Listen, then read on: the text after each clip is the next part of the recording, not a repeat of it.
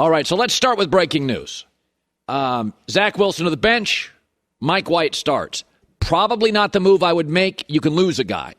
So my takeaway is, first of all, I never liked Zack Wilson. I thought he was too loose, too casual, did not play with urgency. He relied heavily on the spectacular.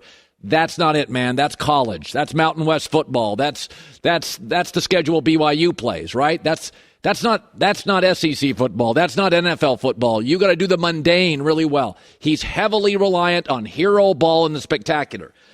Peyton Manning's a great example of how to do it. Every play felt like surgery. Peyton Manning, they called him a teeth clencher. Every play mattered. In the NFL, it does. So if you're going to err on the side of Peyton Manning, not Drew Lock. Don't be casual. Zach is casual. Second thing is, intangibles for quarterbacks are huge. Maybe not middle linebackers, maybe not guards, maybe not safeties. But for quarterbacks, Joe Burrow's got them all. Coachable, toughness, likability, reliability, emotional discipline. I talk to Burrow every week in a podcast. He avoids getting in trouble. He knows what to say, when to be supportive, when to have an opinion. That stuff matters a lot. You are the face as a player. You're the coach on the field and the face of a franchise. Zach's not good at that stuff. Third, words matter by quarterbacks. Like a word. No. Are you to blame for the loss? No. What would Eli Manning have said? Eli Manning was legendary, to use another Manning. Eli, whenever the Giants lost, always available to the press. When they won, he preferred other guys to go out and speak for the team. Eli's really smart. Peyton's really smart. They got it. Words matter. Do you think it's your fault, Zach? No. Lost the room. Couple of things to really think about here. Robert Saleh defended Zack Wilson 3 weeks ago. Called anybody who questioned him idiots. I must be one. Right? And now he bails on him. So that means over the course of 3 weeks, he's lost the locker room. He's lost players. He's lost veterans in that Jets defense that, are given everything they have. And he's lost some of those guys. Don't kid yourself. Robert Saleh probably contacted, a couple of veterans privately and said, fellas, what do you hear in the locker room? I'm sure Saleh did that. Something else to think about. If you look at the Jets schedule, a lot of tough road games coming up, and they're a fringe playoff team. The next 2 games after Chicago, at Minnesota, at Buffalo. They're going to be underdogs in those. That means Chicago and a bad defense is a must-win game because Buffalo and Miami have better rosters, and it's fair to say that Belichick is the better coach than Saleh, although Saleh's had a good year, so Chicago is a must-win game. They've also got later in the year at Miami and at Seattle, 3,000-mile flight over to the Pacific Northwest. So you start looking at the schedule, this is an incredibly winnable game for the Jets. I like them this weekend. Now I'm not so sure, but the staff is looking at film, and Mike White, to them, can win a game they really, really need to win. 2 other things, and this is not a shot at Robert Saleh. I think it's a reality. He's a highly emotional guy. I've seen a lot of swings. Support him, bench him. He's very emotional. I tend to think that when you're a quarterback or a head coach, you got to kind of play 30,000 feet above. They call them walk-around coaches in the NFL. Pete Carroll, Jimmy Johnson, Bill Parcells. They're called walk-around coaches. They walk from unit to unit to unit. See a little there, a little optimism there, a little critical thinking there, a little criticism there, a little positivity there. They walk around. Saleh tends to be all in, very young, very passionate. His emotions week to week are really on display. Don't love it. I think he'll grow over time, but I don't love that part. The second thing about Saleh, and I had real doubts coming in. I didn't like Zack Wilson. I wasn't sure on Saleh. I do think Saleh's had an excellent year, and you can see his coaching. So today, I believe, like Justin Fields as the Bears quarterback, Robert Saleh as the Jets coach, I think you got a winner. Now, they got to win games. Justin's got to win games eventually, and Robert's got to win games. But I do think they've both turned a corner. As a quarterback and as a coach, they've turned a corner.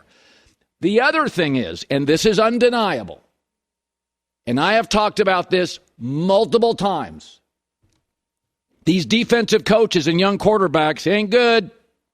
Belichick, Mac Jones. Ain't good, bro. Regressing. The defensive coaches, mistakes by quarterbacks drive them insane. Well, young quarterbacks make mistakes. Mike Tomlin saying yesterday about Kenny Pickett, yeah, we'd like it to go faster. It's not going to go faster. He's a rookie quarterback. I have seen over and over and over defensive coaches, Mike Zimmer and Kirk Cousins. Now Kirk's flourishing. It's not that Mike Zimmer can't coach. He's a great coach. Pete Carroll and Russell couldn't get along. Belichick and Brady. Now Mac Jones is regressing. You got to be patient with young quarterbacks. He played at BYU, Provo to New York City. Go look at BYU's schedule. They played 4 good teams. Utah twice, Washington, and a Coastal Carolina team. They went 0 for 4. It's going to take some time. Never thought Zack Wilson was the guy. Never did. In this moment, I just get the most out of him, see what we can do. But that Bears game is really winnable. They got to go to Seattle and Miami and Minnesota and Buffalo, and Saleh's saying, we got a playoff defense. We got playoff special teams. We got a playoff coaching staff. We got some playoff pieces on offense. I'm not throwing this season away. He's just telling you, I don't trust Zack Wilson. I trust Mike White over Zack Wilson. Yeesh. Now, again, not all of this development in year 2 is shocking to me. I had Trent Dilfer on earlier this week. He sees the same stuff with Zack Wilson. He saw it in college, too. He is very loose with his technique. And then he's loose with his laissez-faire approach in the postgame. That bothered me. I think it bothered all of us quarterbacks that have had stinkers, that have had an entire locker room look at us in disgust because we lost him the game. Listen, I was not a fan of him being drafted this early when he came out. I did see the talent. I saw the horsepower. I saw the flash and sizzle that went with him. But I cannot tell you how much I agree with you. I do not think you can coach this out of him. I see Jamarcus Russell in this. I see Ryan Leaf in this. I see an immaturity, a lack of professionalism, and a lack of structure. This is, for years and years, I always talked about the hat on backwards that drove me nuts. But really, it was metaphorical for something else. Is that when you are the face of the franchise and you go to that Tuesday or Wednesday press conference where they've got the logo of your team behind you, and like in Kansas City, it's a bank, or in Philadelphia, it's a bank. It's a huge sponsor. They pay $10 million a year to the team, and they put their logo all over the stadium and the Wednesday press conference. It always drove me nuts when quarterbacks had their hat back on and kind of casually walked up there. And I'm like, no. No. That is the moment of the week. Those 12 minutes of comments are going to be columns all over the city. They're going to be sound bites on ESPN and Fox. You think it's 12 minutes. If you take it casually, I wear my hat on backwards when I'm cleaning the garage. I don't do it for a business meeting. I wear my hat on backwards if I'm sitting around there with a putting green. I'm sitting around, something in somebody's backyard. I don't do it for a business meeting. That little press conference, when I always used to say hat on backwards, people would send me pictures of Brady doing it. And that little press conference, it matters. Brady always got it. Peyton always got it. Herbert always gets it. Burrow always gets it. I talk to Joe Burrow every week. He gets it. Your words simply matter more. Your actions matter more. Take it. How many times did Baker Mayfield snarkily whiff during that press conference? Picking a teammate, call out the medical staff. It's like, Baker, this is not a frat house. This is 12 minutes of really serious stuff. You're the face of a franchise. If you're the lead actor for a movie and you go on a talk show, it could be Kimmel, it could be Colbert. You're talking for the producer, the director, your co-stars, the staff, the people funding it, the movie studio. You're the face of that movie. Right? Know that 12-minute guest on Conan or whoever it is, it's a real moment here. You're speaking for many people. So I just think I saw it with Johnny Manziel. I saw it with Drew Lock. I see it with Zack Wilson. It's this sort of loose, casual, too cool, snarky. Man, this is a grown-up job. And it's really unfair in America that we ask 23-year-old kids from small towns to basically be the face of a franchise. It's really unfair. Most of us, like me, we make a lot of mistakes in our 20s, finally get a pretty good job in our 30s, grow into a great job in our 40s. Most millionaires are minted in their late 50s. But pro sports is weird, and football is different, and we ask 23-year-olds to act like 43-year-olds, and it is hard. That's why we care about Wonderlic, and we do these interviews and ask about your parents. It matters. A simple, singular word. Is it your fault?